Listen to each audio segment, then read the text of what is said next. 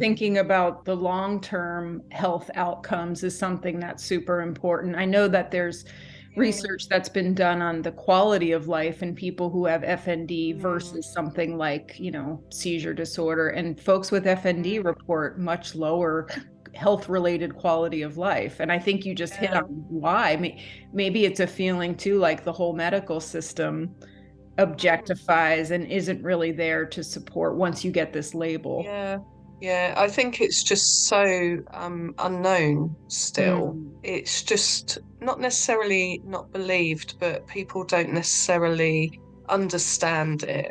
So, because they've not seen many patients with it, maybe, I don't know, but it just doesn't feel like the medical profession, certainly in the UK, are aware enough about it to take it seriously at the moment. But the theme there that stands out to me as a psychologist is that word neglect and feeling like Mm, if that was any of the foundational building blocks of it as a human being before symptoms, that there's a way in which what you say is your truth is not heard, is not validated, is not mm, helped, that's very psychologically damaging to someone who's yeah. already been traumatized in that way. Yeah, which in turn isn't necessarily going to help the symptoms. Exactly, right.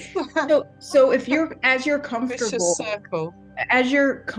Lorraine, help me understand when did these symptoms on your left side start? What was maybe if we can almost think a little bit before the symptoms started, if we believe in Yeah, this idea of a precipitating event, did you yeah. feel that there was anything going on right before the symptoms started? My symptoms, I think, probably started around the same time as I was diagnosed with essential tremor. So the symptoms were prior to that. The only time I went to the neurologist about essential tremor was when my head started to shake because it bothered me more.